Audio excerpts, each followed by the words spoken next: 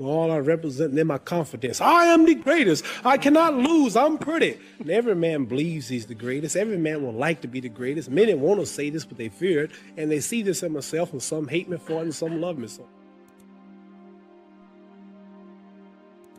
Do you have a bodyguard?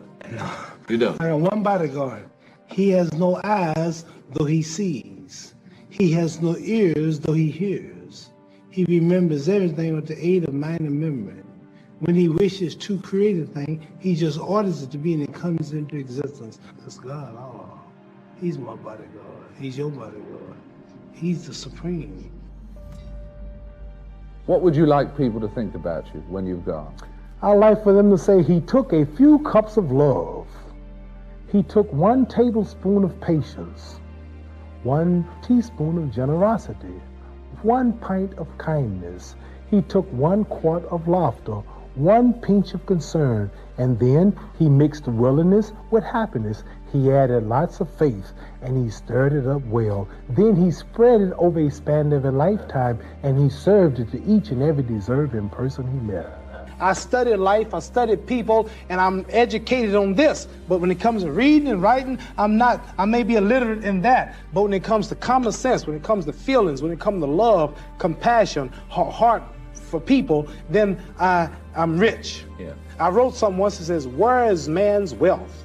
His wealth is in his knowledge. For if his wealth was in the bank and not in his knowledge, then he don't possess it because it's in the bank.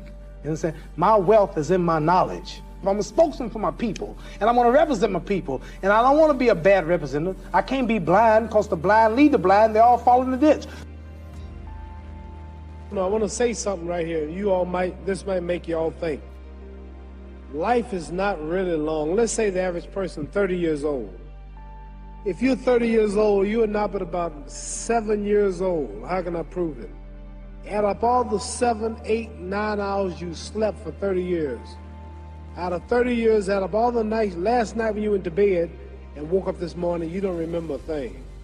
You've been unconscious for about 8 years. If you're 30 years old, you slept about 8 years. Okay. How much traveling have you done in 30 years? From the television station to home, to another country, to another city, to school, to church. You've probably traveled 2 years your life or spent just getting back and forth to where you're going. So there's 8 years of sleeping, 2 years of traveling. There's 30 years out of your life before you accomplish anything.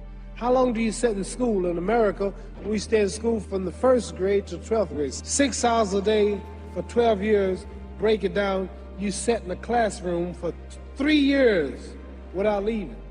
Okay, 2 years of traveling, 8 years of sleeping, 3 years of school. How many movies have you went to? How many wrestling matches? How much entertainment? How many movie theaters, live plays, baseball games? Probably 2 years of entertainment. So by the time a man, you older people know him, bear witness what I'm saying, by the time you have children, by the time you have made a way for your children, by the time you've paid for your home, you're pushing 60 years old. So life is real short. See, Ali, that's the only thing about Ali. When you were watching Ali get beaten up as an old man, even if that was a young kid, he's not going to quit. You got to kill him. He won't quit. Even he was getting beat up every round, getting kicked out of my lab at home. And it's a champ. No, come on, let me out. Come on out. They wouldn't stop. He would have to stay up there and just take the beating like a man. He wouldn't quit. And the way I respect a guy like that so much, I have so much admiration for a guy like that so much, but it's just not right to be that way as a human being. Just say it's over. I come back and fight another day else. You got me, you know. And listen, I always like to think I'm a bad. I don't give a, but that's a part of Ali. That's where he overshines me, because I can't understand a man that's willing to just really die for this, you know. And I talk that, but he's the real. Why does it make you emotional? Is it talking about him or the relation to you? Me, Ali's a giant. There's no way other fighters can match him. He'll die for this shit. He'll die. I'm not gonna die for that. Everybody has a purpose in life. Everybody has a destiny. And the knowledge of that destiny enables one to fulfill it. See, so everything was put here for purpose. Ants, buzzards, trees, and it's the knowing of that purpose that enables every man to fulfill it. And And life begins when a person realizes his purpose in life. Very few people know how to go about finding what's the best purpose in their life that they should try to fulfill. And mine was just to be the world heavyweight champion.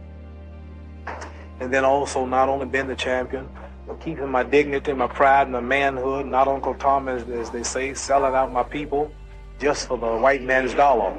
So this is my purpose, to go down as the first one, just about to go all out and all the way, and being clean with the sport, and not representing nothing like tobacco and whiskey and various commercials, and stand with my people and representing everybody at the same time, not just.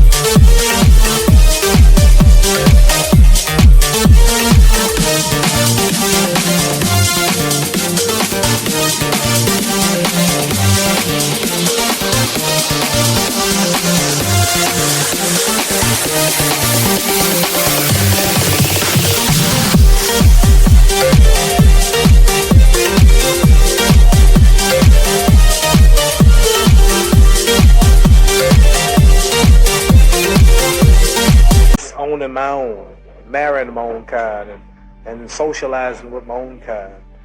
But I belong to the world as far as being the champion, but I let it be known that I am black, and I will always be black and with black, even if I mean give up all the money and everything that I can be offered from boxing. My head got big, and I started thinking it was my training camp and my boxing ability that kept me where I was at, and God punished me, and he gave me a good whooping. He broke my jaw in the second fight, and he got me whooped and knocked down in the Frazier fight, and I realized I wasn't that great after all. So I had to get not only together physically, but spiritually. For this fight, I've prayed every day for 5 days, 5 times a day for the past 4 months, and everything is perfect. And if Allah's with me, it ain't no way no man can win. No way. Because I'm representing God. I'm representing the freedom of black people in America. I want to be the one black man who stands up and look at white people and tell the truth, who don't sell them out, who don't Uncle Dom, who don't promote cigarettes, don't promote whiskey, take his fame to uplift his little brother in the ghetto. How do we treat each other? How do we help each other? So, I'm going to dedicate my life to using my name and popularity to helping charities.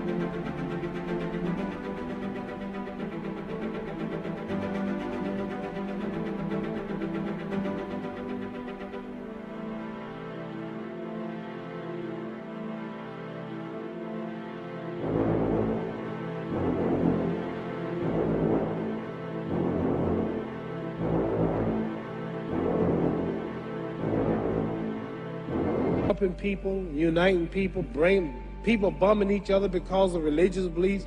We need somebody in the world to help us make peace. So when I die, if there's a heaven, I want to see it. Because we live how long? 80 years? The odds are everybody in this room, some of you are going to be dead 20 years from now. Some of you are going to be dead 50 years from now. Some are going to be dead 30, and some are going to be dead 60, 70 years from now. We all going to die soon. And if you live to be, say, 125 years old, which we don't do, right? Let's say we live to be 250, and you can have sex for 145 of those years. You're going to come to the end after that. So we don't have but about 80 years on earth. This is a test to see where will we spend our life in heaven and hell.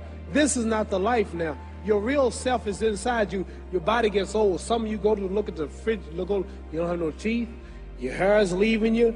Your bodies get tired. But your soul and your spirit never die.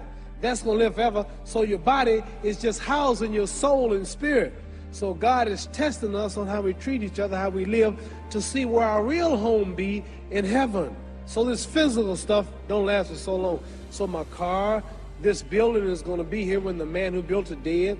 There have been many kings and queens of England. They're all dead. After this one is gone, another one will come. So we don't stay here. We're just trustees. We don't own nothing. So what am I saying? The most important thing about life is what's going to happen when you die.